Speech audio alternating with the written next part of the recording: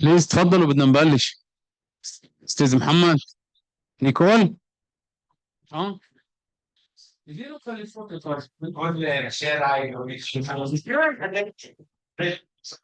خلينا للاخر.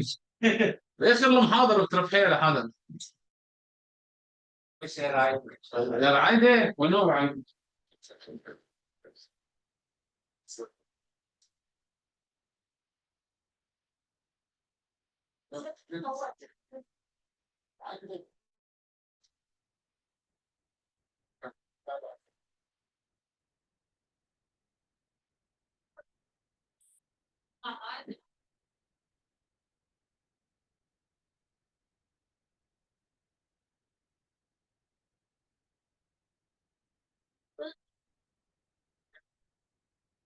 يلا. ready.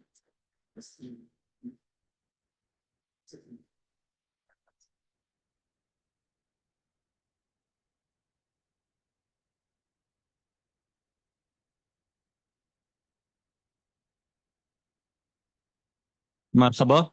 أول شيء نفتتح بالنشيد الوطني.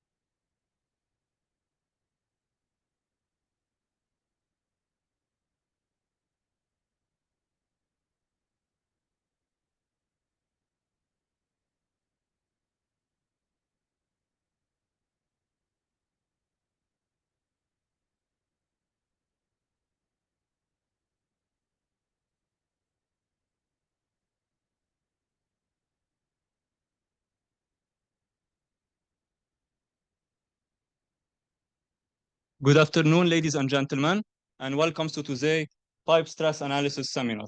My name is Jean-Michel Abu Jawde. I'm a member of NDU's ASHRAE student membership branch, and I will be serving as your moderator for today. It is my pleasure and honor to introduce our distinguished speaker, Engineer Abdo Zarife. Mr. Zarife is a seasoned mechanical engineer with over 4 decades of experience in the field, both in the Gulf region and beyond. A graduate of the University of Maryland with a Bachelor of Science in Mechanical Engineering, he began his career in 1979 and quickly rose through the ranks in the state of Bahrain and Gulf region, taking on key roles as a mechanical engineer, project manager, and manager of mechanical departments on major multi-million dollars projects. Since 1992, Mr. Zarife has specialized in piping stress and thrust analysis, hydronic HVAC calculations, building services coordination, and testing, adjusting, and balancing. In addition to his professional accomplishments, Mr. Zarife is a member of ASHRAE and a former member of the Bahrain Society of Engineers, reflecting his ongoing commitment to the advancement of engineering excellence. With that, please join me in welcoming Engineer Abdo Zarife.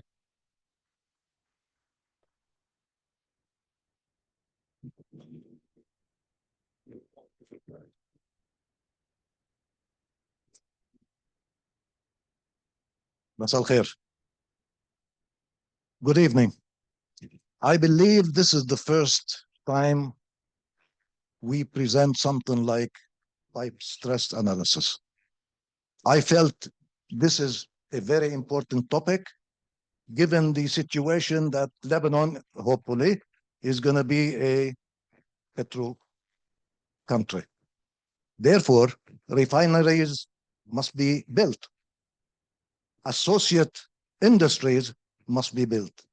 Larger projects like this one we see over here is something which is very big. Hopefully, we will see that as well in Lebanon.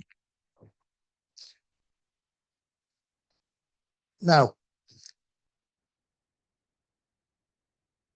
we will start with a small introduction of why stress analysis, etc., the pipe movement effect, and we will see some examples on how pipe stress analysis reacts and what counter we have to do in order to offset these stresses.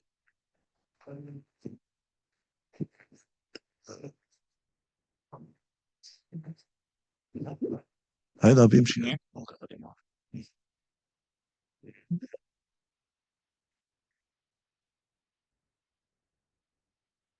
Now, all pipes are done and erected to transport either liquid or gas. Now, steam, oil, water, any. And therefore, they are subjected to pressure, temperature, and sometimes seismic, depending on the area which the pipe is erected. of course, with the seismic, we will go into the seismic, the wind, and other thing, but these are the three important factors. Now, due to this pressure, temperature, seismic combination, and whatever, we will see the internally applied pressure. Now, water or gas will be subjecting the pipe, which is carrying this liquid or gas, for an internal pressure. Now, accounting for a temperature, the pipe will have to expand and contract. For the seismic, the whole structure and the piping, the structure holding the piping will be affected. And for the externally applied forces, which either you have, if the pipe is underground, if the pipe is subjected to snow, wind, and whatever. Now, the pipe stresses in a pipe are three kinds. First, which is the longitudinal or the axial, which is applied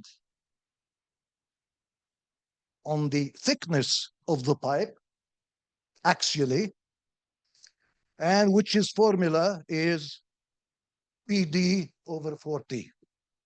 Now, the P is the internal pressure, the D is the outside diameter, and the T is the pipe thickness. Now, they call this thin wall. If you have a thick wall, then this thickness or this outside diameter will not be outside diameter anymore. It will be the nominal diameter, which is half the thickness of the pipe. All right, but for thin wall, this is the formula for thin wall, which is basically most of the pipe work used in the industry is thin wall, other than if you have steam and liquids at extremely high pressures. Now, the second one is circumferential. Now, this is called the hook stress. This is the famous word in the stress sectors. Now, this is the thickness of the pipe itself, all right, which is based also on the internal pressure of the pipe. And the internal pressure is the surface area of the pipe, internal surface area. Now, this is the radial forces. Now, between the hook stress and the longitudinal, as you could see, this is PD over 4T, and this is PD over 2T. So the hook stress is twice the longitudinal stress.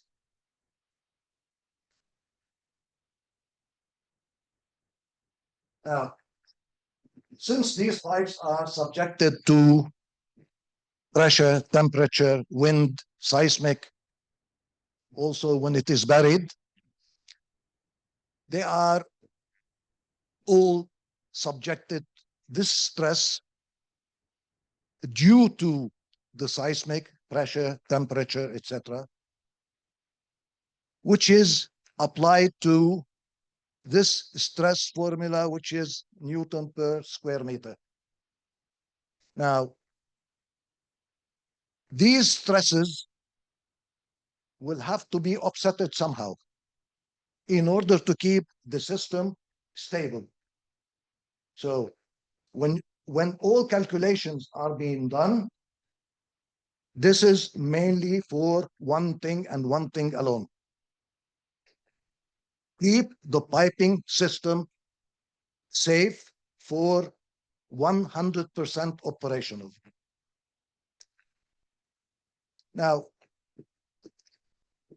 due to this piping subjected to internally applied pressure and etc., you have these pipes are erected empty and subjected to ambient temperature, which is not necessary the temperature which these pipes are being used for.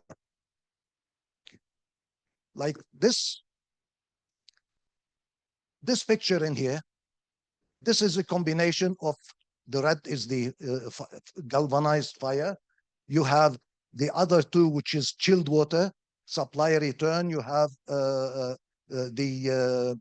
water supply and sweet water. You have the drainage, which is the vacuum, okay, which is a project I've worked on in Saudi Arabia.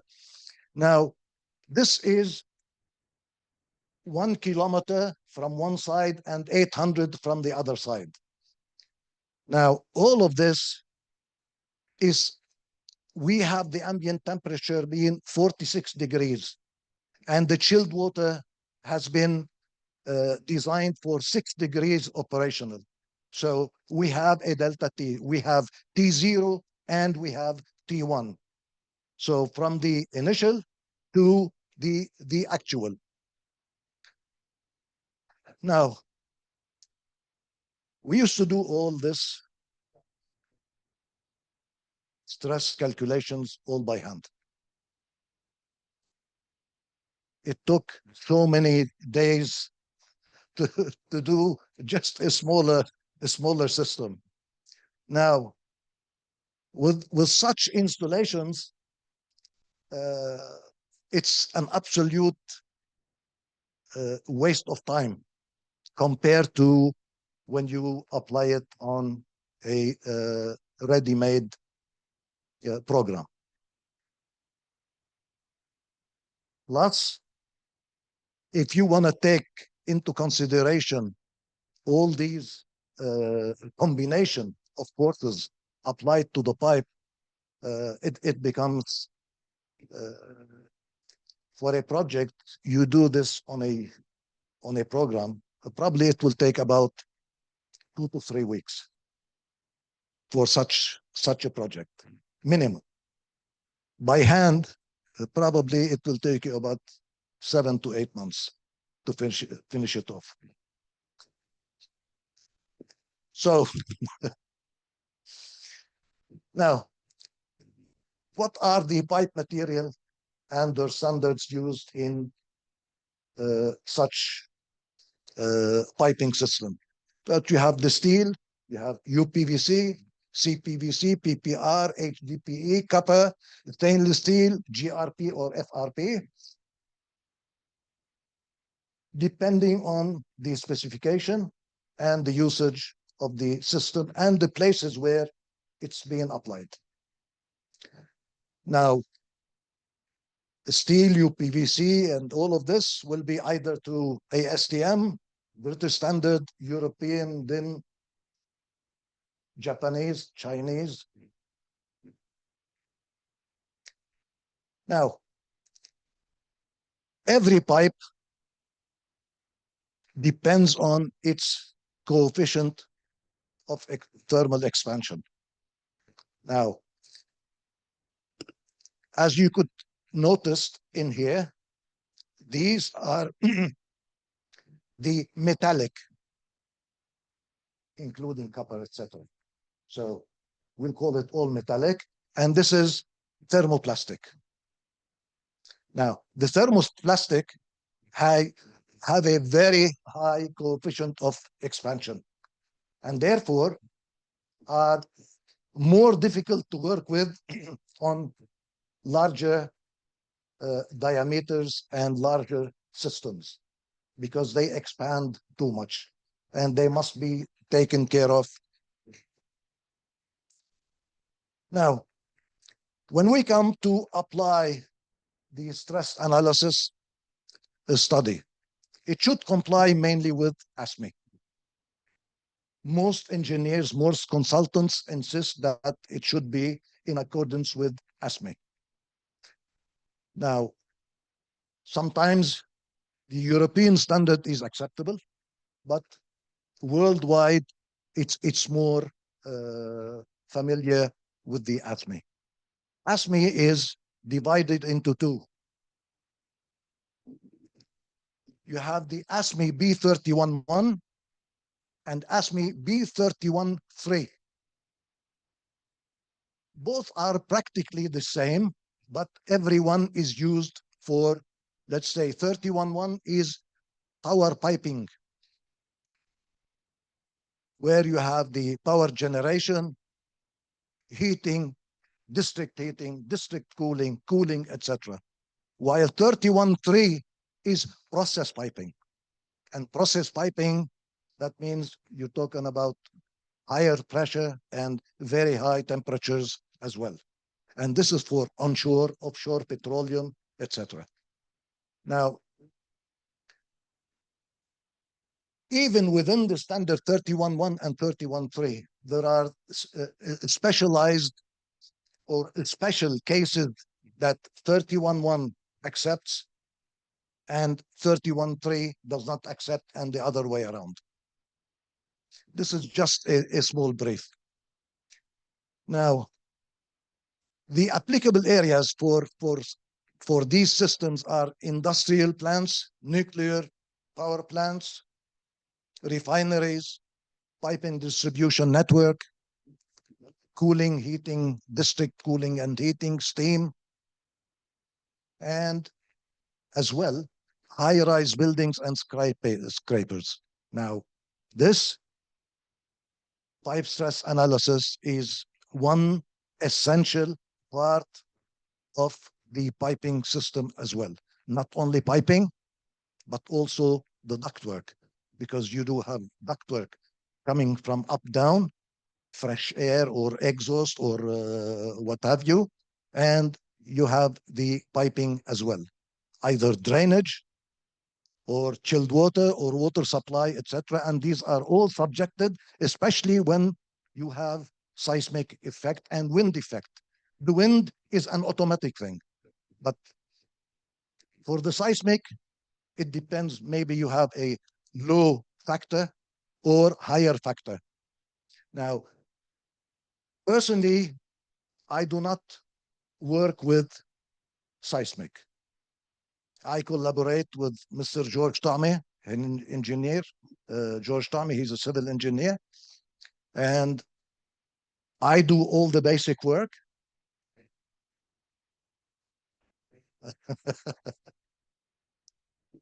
I do all the necessary piping and all the studies, which George take over and apply the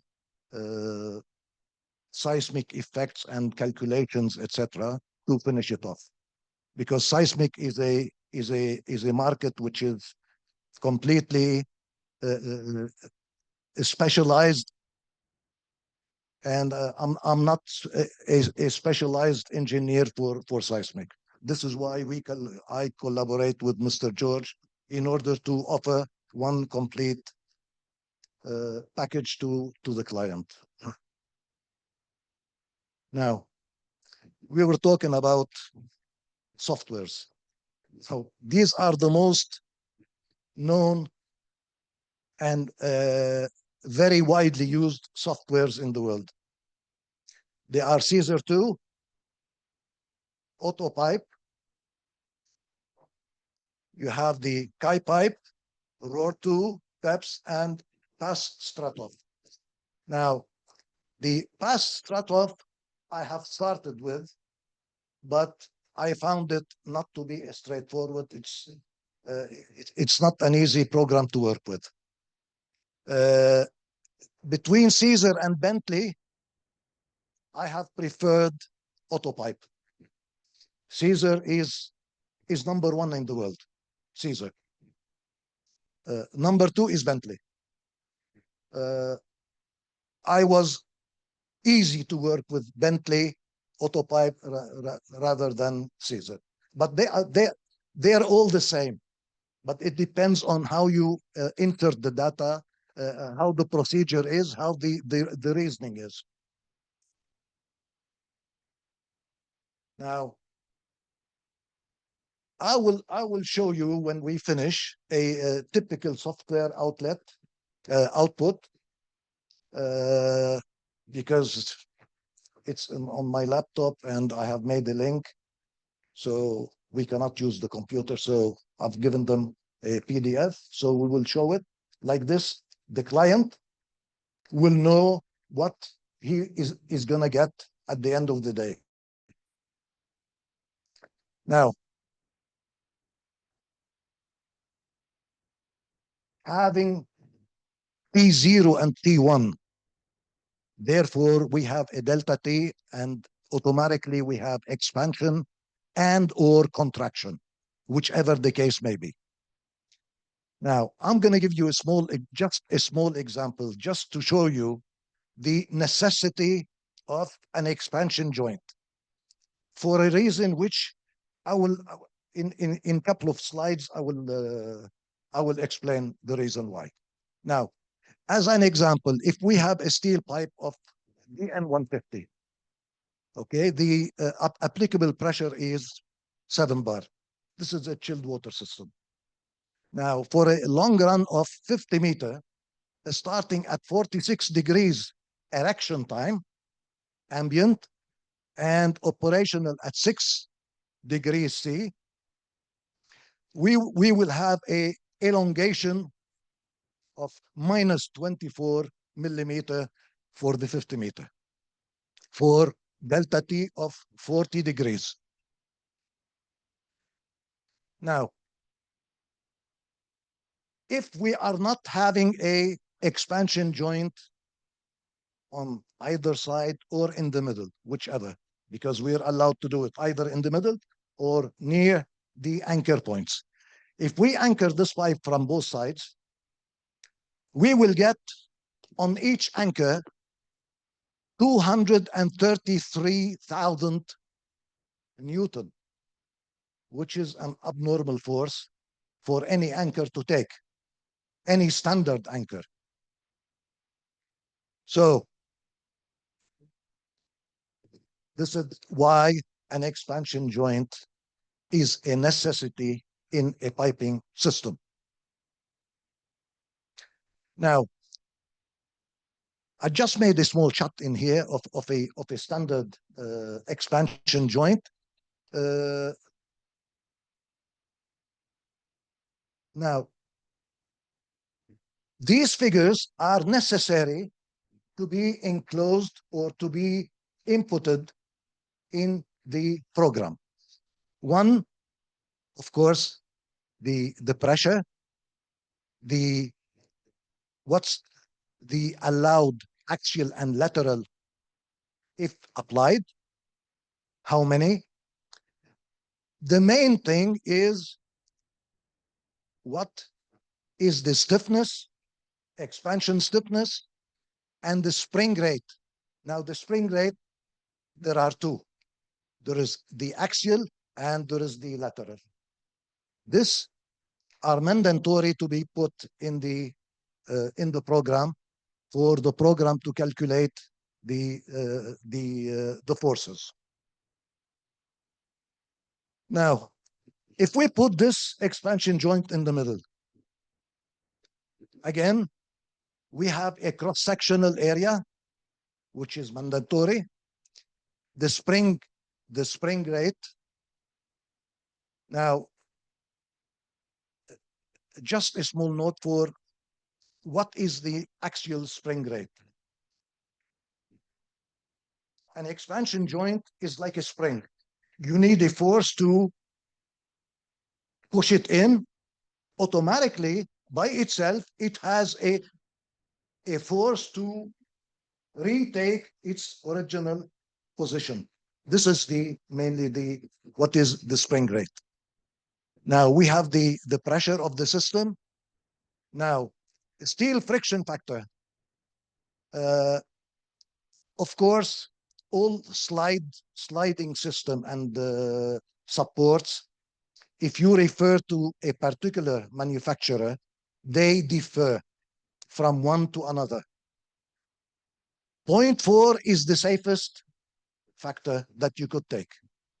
Now, if you choose, example, Hilti, they have, depending on the system, on the type, it might be 0.3, it might be 0.15, it might be 0.35, it might be 0.4. If you go to another manufacturer, okay, Valraven, let's say, also they have the same. If you go to Mupro, also they have the same. So it depends on from one manufacturer to another. Now, if we introduce this expansion joint, okay, the total pressure is equal to the pressure thrust plus pressure due to expansion plus the spring force plus pressure due friction force. Now, the pressure thrust is the pressure, which is 1, not 0.7.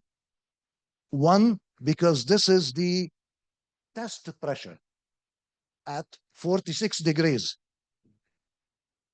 So this is 1.5, the operating pressure. But for not having a comma, I considered it as 1, because this is the test pressure at 46 degrees. You will get, with the bellow effective area, you'll get 22,600 Newton. The spring, due to spring, it's delta L times the axial spring rate, which is 24. Forget the negative. It makes no difference, negative or positive for the force. 24 times 28.5, 285 Newton, you will get 6840. The pressure due to friction. Now the pipe is sliding. Now when it slides on something, it will create friction. And this friction is the friction factor, which is 0.4, which creates as well a pressure on the system as well.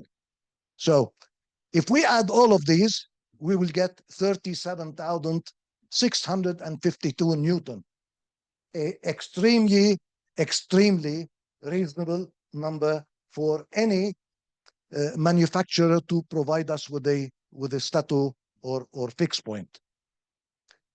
Compared with non-applied expansion joint, which is 233, we're talking about 17%.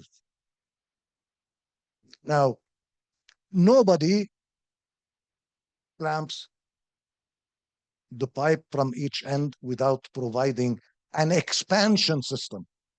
Not necessarily an expansion joint, but you could go for some other, like U-type,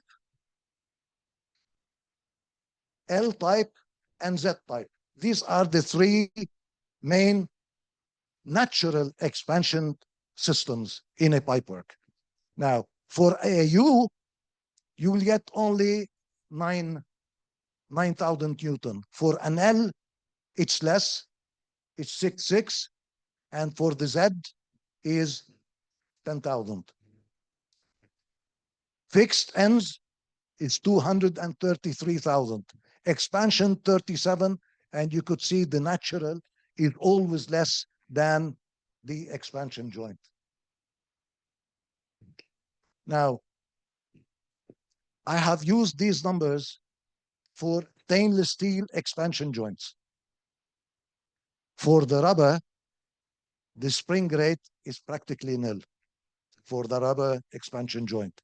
So you'll have one figure which is to be taken down from the system. Now, where do you put an expansion joint? The expansion joint you could put in the middle of the pipe between two anchor points.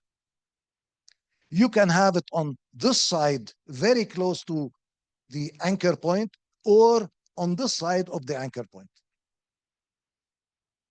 It's the same. it makes no difference where you put the expansion joint, and the forces will remain practically the same. Now, for an expansion joint, there are rules which must be applied. This is the expansion joint. From it to the first slide on the left and on the right, you will have maximum 4D, 4 times the diameter of the pipe. For the second, this is maximum 14 times the diameter, and then you will go for standard specified expansion or distance. Now, these two on the right and these two on the left slides, they are meant to guide the expansion of the pipe towards the axial expansion joint. So the pipe will not go left and right, laterally, upside down. It must go only strictly for on axial basis. Now, we were talking about natural expansion. This is the U loop. And this distance L is a major effect of the stress. The shorter it is, the greater the forces on the pipe, effectively on the anchor. The longer it is, the less forces. The same for the Z and the same for the L. It's just as it says, L, Z, and U.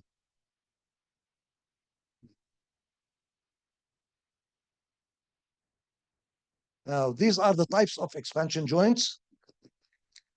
First, we have the axial, and this type can take axial and some lateral movement. They call it internally pressurized. This is purely axial, and this is called externally pressurized. Now, this is mainly used for steam, because it's the same in here, but it has this extra cover.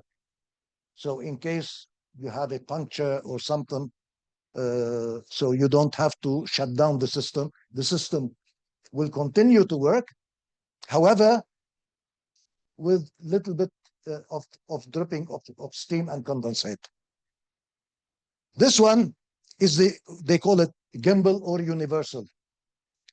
Now, it works in all directions. In some places, you have no other solution but to use this one, because the area is so small and you have a lot of expansion, and this will take axial, lateral, any combination, it will take it. And this is the rubber, which is the standard. Now, anchor points and slide guides. Any piping system should have an anchor,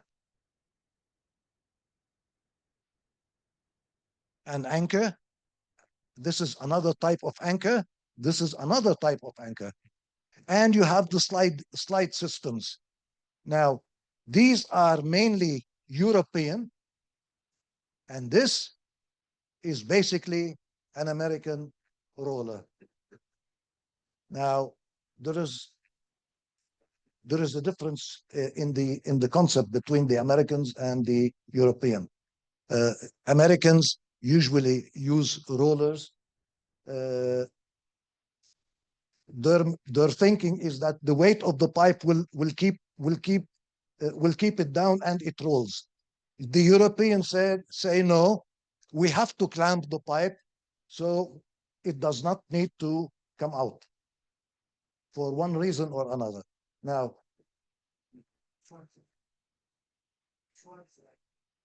European, for one reason. I will show you at the end why I'm convinced, even though I'm graduated from the States, I have never used anything from the States as material, such material. I always refer to European.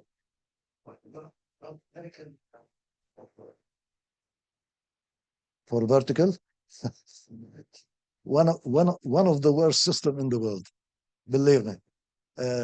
They have like inside clamp on the pipe with fins, and then inside the tube. They use it for horizontal and vertical. Now, the problem in the States, before they, even though they've done the chiller themselves, okay, but mentality, they are using mainly steam and hot water. Now, steam, hot water, no condensation. They did not replicate the system and change it to suit the chilled water system. So this is why this and the other expansion, a tube within a tube. So this is why I'm this is why I am for European instead of American.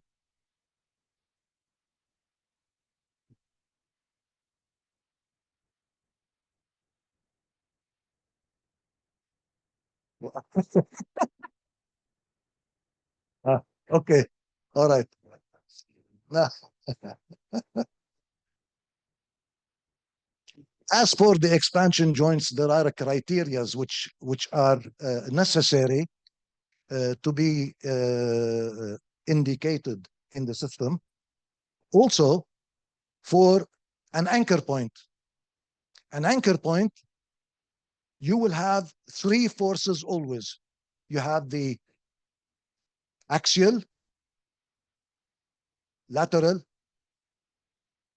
and the Z, the three-dimensional forces, which needs, these are essential to see if the pipe generated pipe forces, and if you apply this type of anchor point, would this anchor point be suitable or not? So everything must match.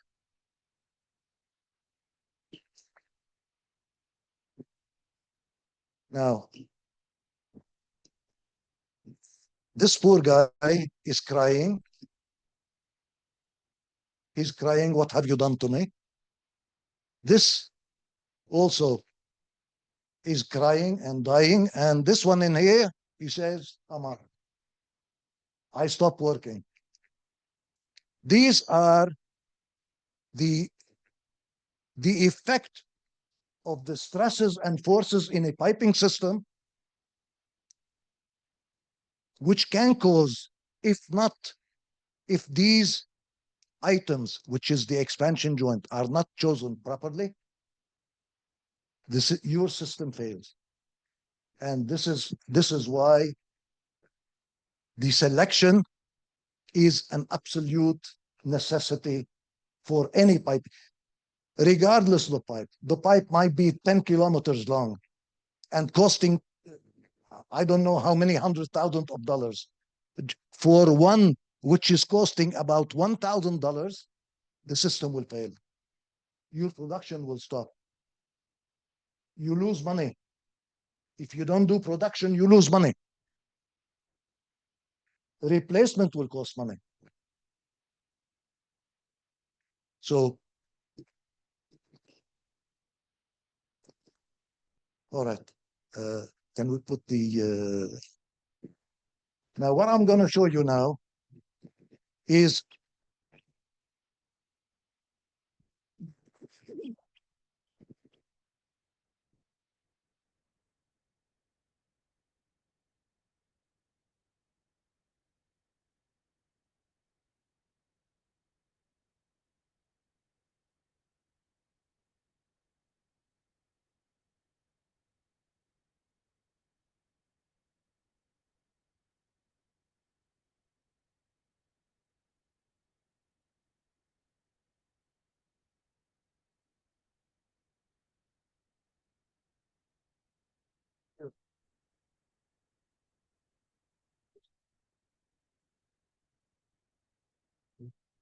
So this is a report, generated report from the project that we done from autopilot. Now, I wanted to show you because these, what we have spoken about is, they are so important to notice because this program will tell every support what forces are required to be offsetted. Now, you will see that it has an earthquake load cases in here. It will show you these are the criterias. Okay. But mainly what I want to show you, this is the 6 degrees, 46 degrees C, thermal 1, thermal 2. Now, these are the flexible joint. Now, in this system, I have used two types of expansion joints. These two in here that are basically for lateral movement. All the others are for axial movement. And this is why you will see in this Z bend, okay, numbers, which are not for the axial in there.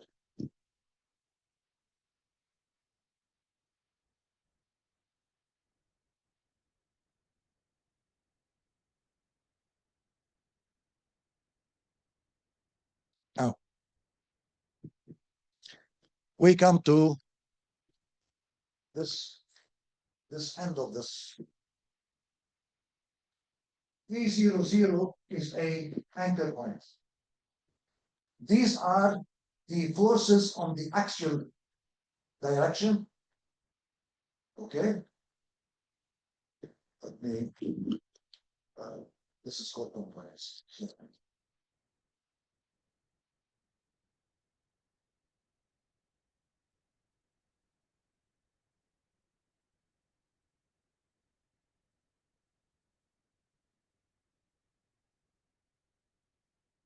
All right.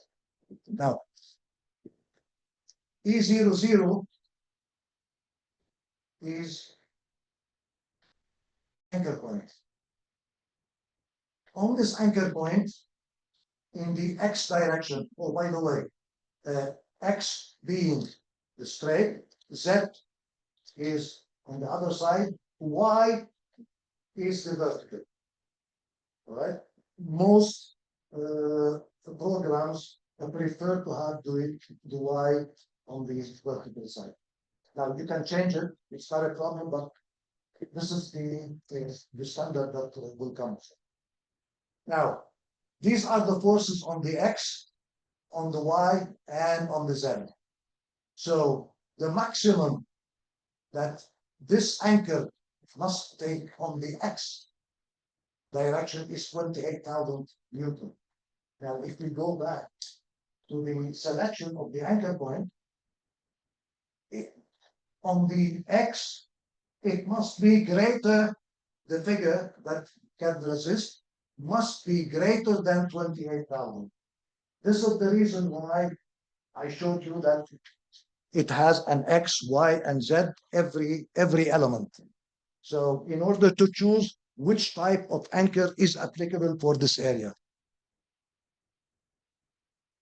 Now, again, on every support system, okay, these are nodes. Nodes are supports. Okay, now you could see that 5, 6, 7, 8, 9, 10, 11, 12, 15, 16. Okay, they are in series, so no problem. Because sometimes when you do the piping, you will jump E29 to E31. Okay, that's the supports. Because the nodes on the pipes and the nodes for the supports are a little bit different. So these are mainly the report which will come out, and all these figures must be interpreted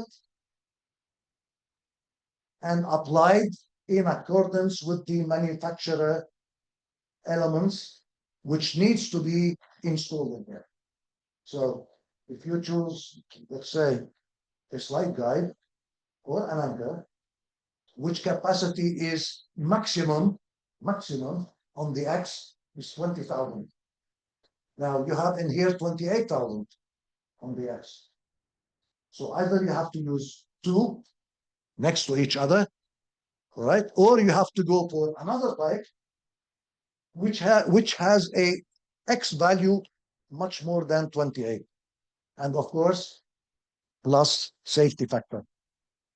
Safety, because these figures are actual,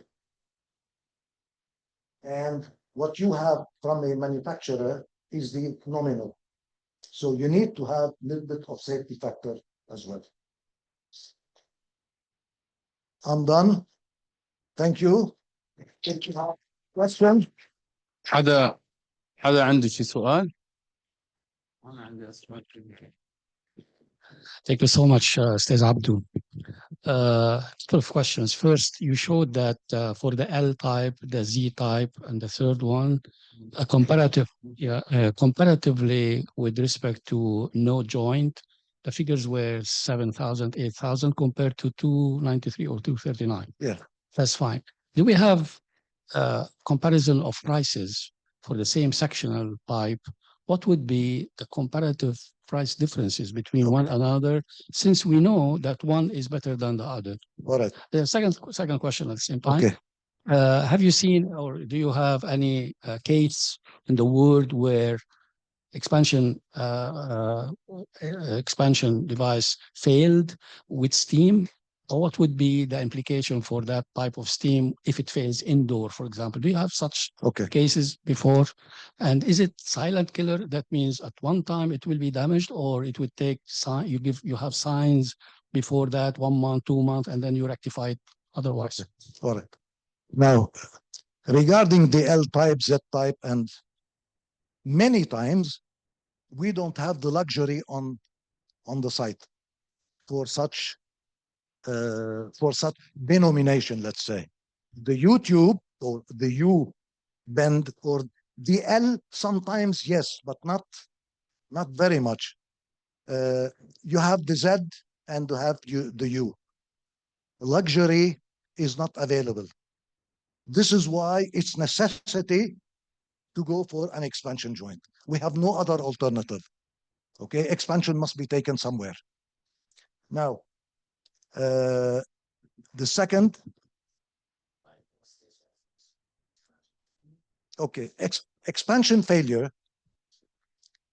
Reason is the wrong selection of an expansion joint. But there is the lifetime. There is not the lifetime of each. For stainless steel, they will go. They will go for years. They have an expected lifetime between 30 to 35 years for stainless steel. Okay? For rubber, if you go to Germany, there are one manufacturer in Germany that makes the rubber bellows itself. And these bellows, they are being used by only two expansion joint manufacturers in the world. Now, reason, because I used to be working with one of them, is they come with marks. A rubber with a red mark, that means this will take up to 110 degrees, but maximum 9 bars. Another one, double red spot, white. White is for spirit and industries, okay? Either food industry or something. So they have a variety. Now in the market, unfortunately, a rubber expansion joint is a rubber expansion joint. How much does it last? Only God knows. But stainless steel expansion joint, a minimum lifetime of 30 to 35 years. If selected properly,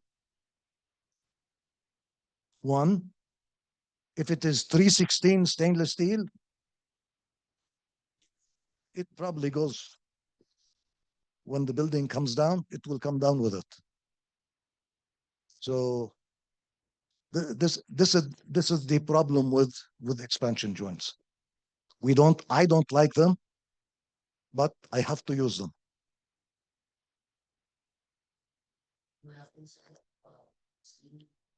Failure? Yes. Yes. No. But they come to me and they say, it leaked. Okay, it leaked. Mainly, you see, in the finish. سكروا. In the externally pressurized expansion joint, you have a much safer steam application.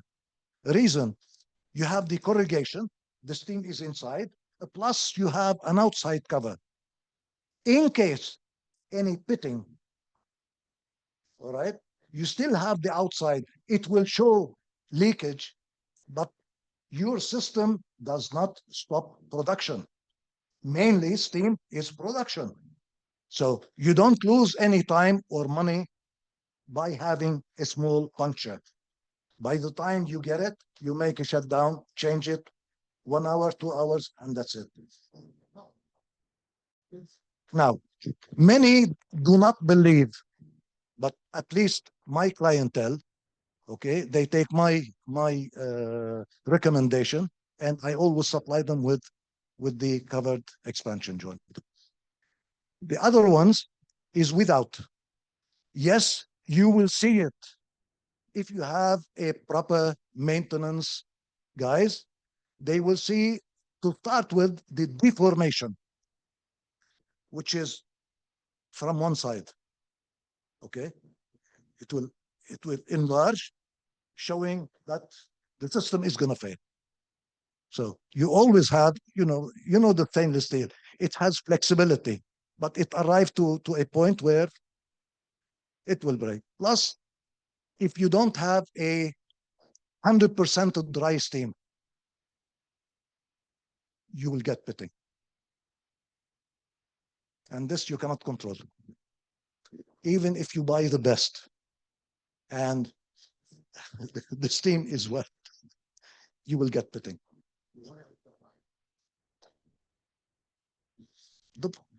The pipe is no problem. Oh, the expansion joint is not good. Yeah. Thank you. Now, if you decide to go to a natural, let's say, expansion system rather than the expansion joint, first part, does the software output give the size of this expansion system, expansion loop, let me call it, the Yes. 3 different types? Yes. The second question, Yes. how do they compare in size, the 3 different types, the U shape, the L shape, and the Z shape? You see, the autopipe, the Caesar, any program, or by hand, they will give you the same answer. So this is not a problem. It all depends on the U. How long is the U? The longer the U is, the less forces you get on the anchor points.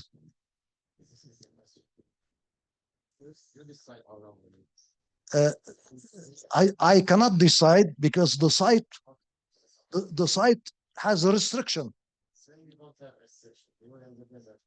In the desert, that's it. You can make it 3 meters and see the forces. 4 meters, you can see the forces. It's not a big problem. If you have the length, the longer it is, the better for the anchor pointers. We have a question from our colleague Tuna from Nigeria. Please, can you advise on the percentage of accuracy or level of accuracy of the software? The level of accuracy of the software. I would say 99%. 99% accuracy, Okay, thank you. because it is so involved. They have taken so much material and expertise through the years. Okay, it's like SMACNA. SMACNA, not the engineers has done it, right? It's the ductmen themselves that made this SMACNA, which everybody now follows it. The same, the technicians and engineers, okay, have made those programs, and they have taken many years, and so many years of experience that they have put in it. So I would say 99%. I was against. Personally, I was against, because I thought by hand I have the control.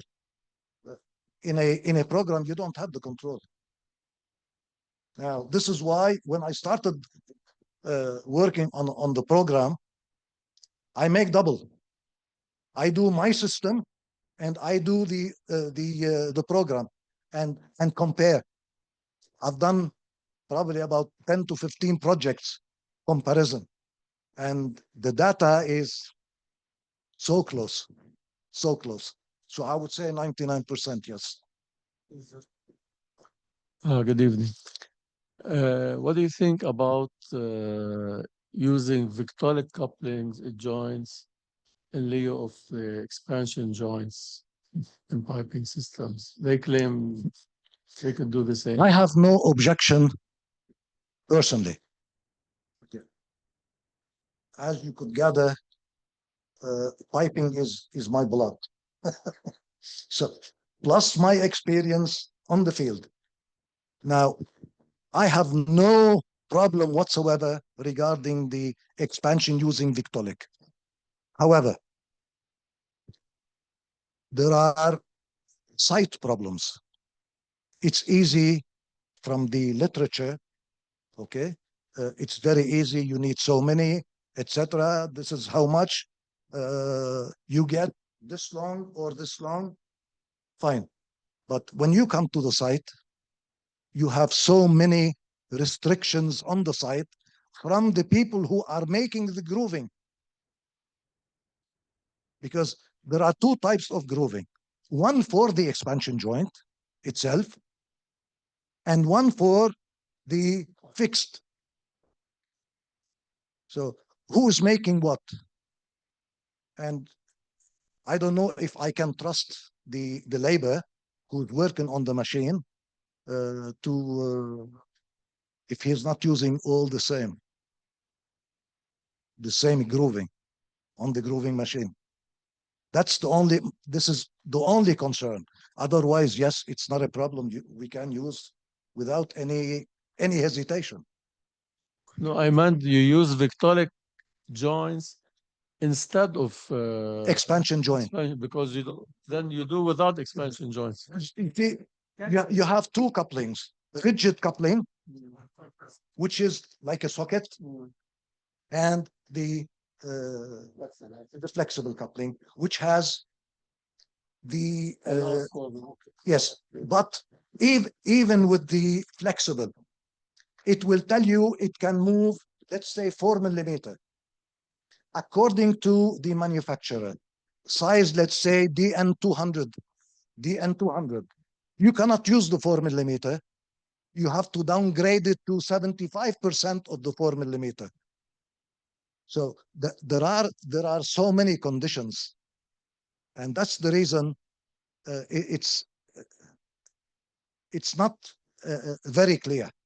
At the end of the day, there are so many conditions.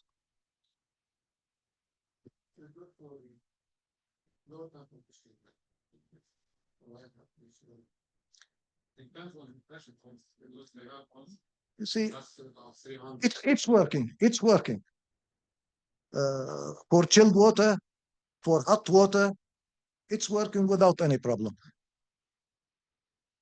And this is why when you see, if you go to the site for the first time, checking on the pressure test of the pipework.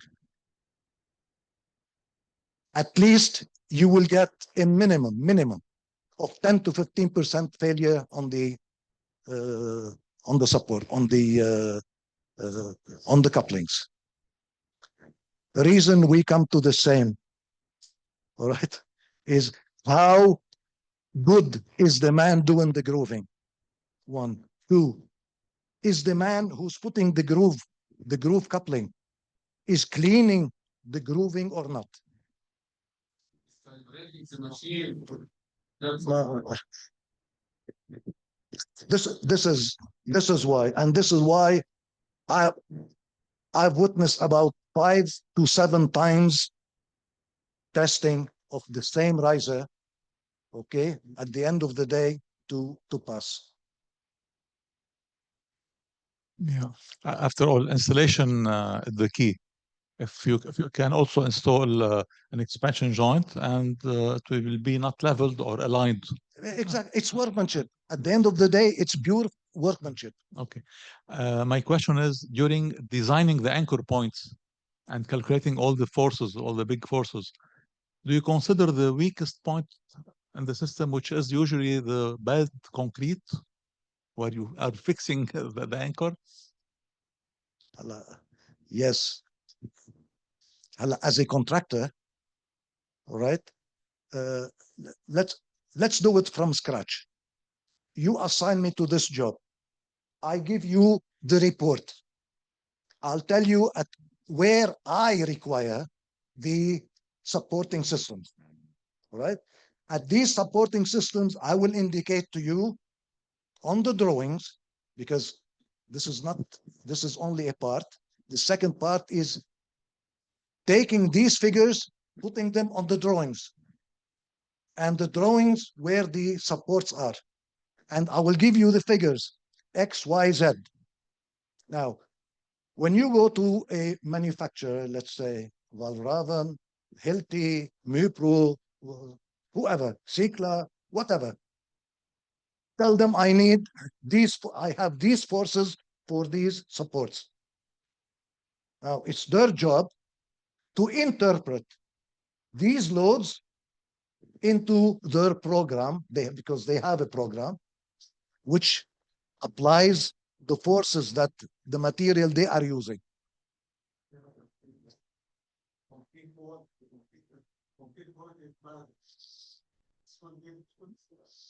This is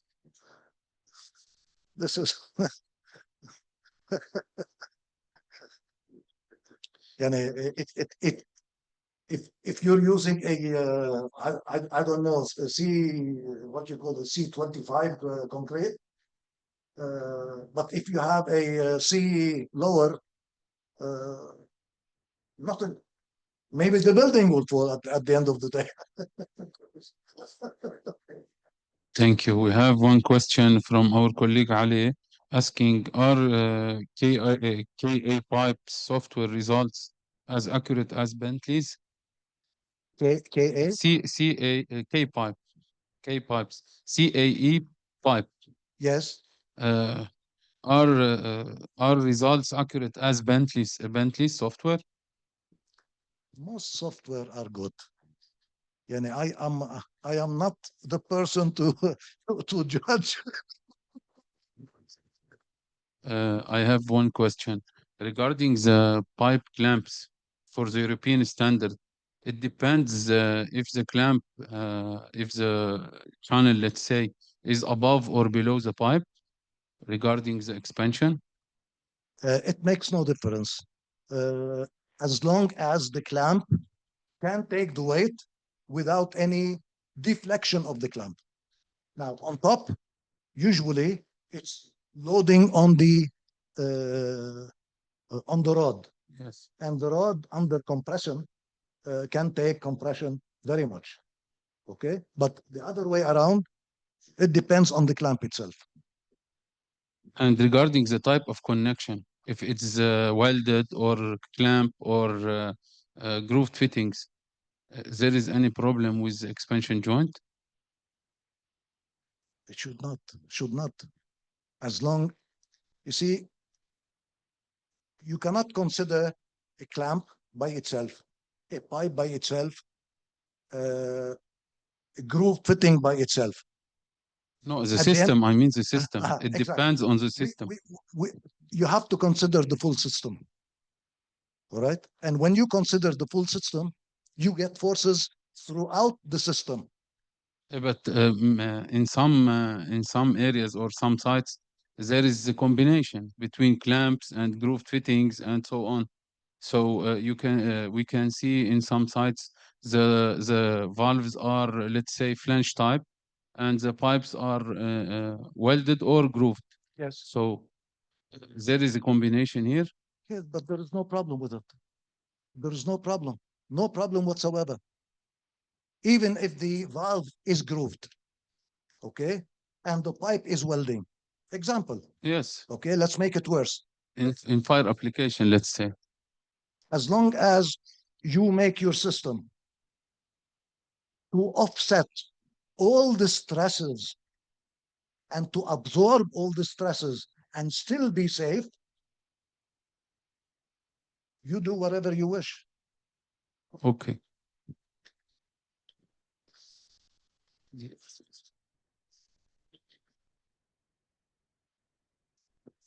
Hussam Shhadi.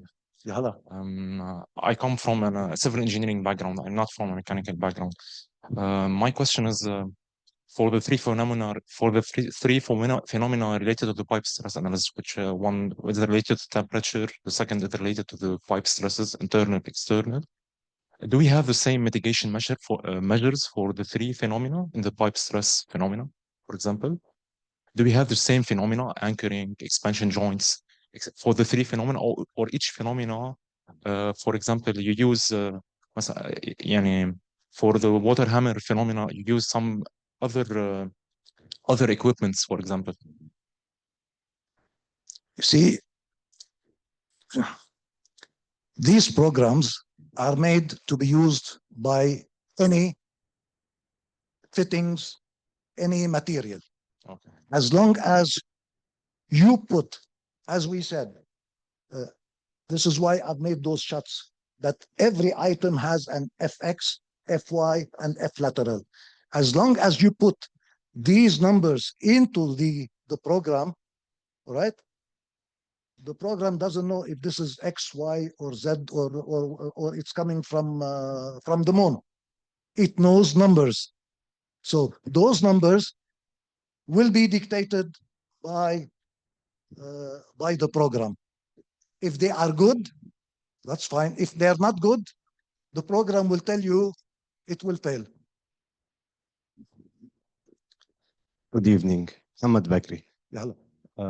It's understood that the main parameters that affect the calculation are the delta T, the pipe material, and so on. You mentioned everything. But what about the water hammering? Does it come into the calculation, or can the software take the water hammering parameters while generating the results? With these, they have a special program for the water hammering. It's not included in here. And there is a good reason behind it. A water hammer occurs mainly from a sudden shut-off, okay, of a valve. In these cases, or in our applications, we have no sudden valve, even if you have a ball valve, right? But at least a ball valve needs. It will gradually be closed. Exactly. Okay. And if you have a large ball valve, the force which, let's say for a 200 or 150 pipe, if you need to close it, you must be a macho man to be able to close it. Reason, you have a pressure before and pressure after. And the more you close, you will have on one side of the valve a much higher pressure than the other side. So the forces to close it, and this is why I'll give you a small example. Shhadi might also agree with me. For the two-way valve, all right? Every manufacturer will tell you close-off pressure is this much. If you have a higher pressure, the valve, the two-way valve, it will not close. So it's the same concept. All right. Pressure before, pressure after. You close, you will get a much, much bigger force to close it. And therefore, in our system, all right, in our systems, mainly chilled water, district cooling, district heating, heating system, we do not use sudden shut-off valves. You have a pressure relief valve. If you are afraid of, okay, you can compensate it with a pressure relief valve. But yes, if you need to have a figure, there is another program that will calculate because it's a wave up, wave down, up, go and down. There's a program for it, but not in this program. No. This once you work pressure, the steady pressure on the constant pressure inside the software. Yes. What use the internal pressure rate to do steady like this now. It's a pressure which is constant. In 31.1, which is in our sector, all right. Basically, it's one temperature, one pressure. Now, 31.3, which is process piping, you might have 5 temperatures and 5 pressures, 10 pressures and 10 temperatures. So there is a variety because this is industry, all right? And the more you have, yes, you can have even in 31.1, you can have 5 pressures, 5 temperatures, and it will work it without any problem. From ambient, all right, to T1, ambient to T2, up to T5. It will work it, and it will give you the data for it. Yes. Hello, my name is Jad Tanous, mechanical engineer. Hello. I want to ask you about the job ambient temperature, how it affects the results of the system. So in some countries, there's a lot of fluctuations in the Bishatuiya with Saifiyya from. So if the contracting was done in the summer, how does it affect the results? And if it's done in the Shite, That's fine. The program is set for so many pressures and for so many temperatures. Okay, either seasonal or non-seasonal, consistent or non-consistent. So you can have the put the pressures and temperatures, right? And the program will work it out for you. It's easy. It's easy. Now, when you come, let's say from winter to summer, all right? In winter, you're using heat on the same pipe. Let's say two-way pipe, two pipe system, not 4. In summer, you're using chilled water. All right. Now, you can say, I'm using this and I'm using that. It will give you the effect of the worst. If the heating is the worst, it will give it to you. If the cooling is the worst part, it will give it to you. So when you work with the worst condition, anything in between is not a problem. And I saw that you use T1 and T2. I saw T1 6 degree and 40 degree. What does this? Why do you use 2 temperatures other than the ambient? You see, when you erect piping, you erect it, let's say in summer or winter. Okay. Now, what is the ambient temperature? The pipe will contract or elongate according to the ambient temperature. Now, when you finish, you close the pipe, etc., put insulation, test it, whatever. Now you put the liquid at a certain temperature. So there should be always 2. the ambient at the temperature you are working, and second, the applied liquid. And this is the delta T. Yes, thank you. حدا عنده بعد شي سؤال؟ Thank you. أستاذ يوسف عمول معروف. Thank you. Thank you very much. Thank you. إذا بدك طفي اللايف طفي اللايف.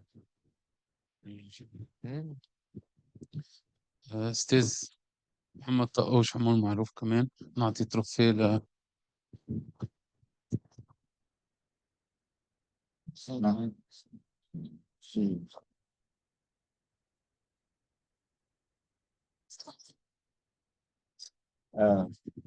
استاذ عبدو، علمنا منك كثير اشياء من زمان يعني. ما في سبجكت بتفوت فيه الا ما بتكون سبيشالست. ثانك يو فيري ماتش، وذكرتنا بالجود اولد دايز صراحه. Thank you. Thank you.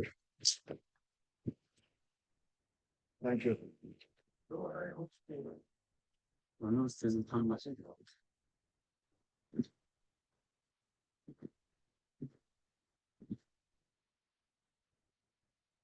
Thank you.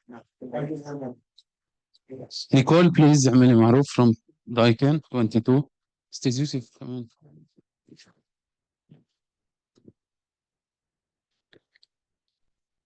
عملوا واحد. شهادتنا مشروع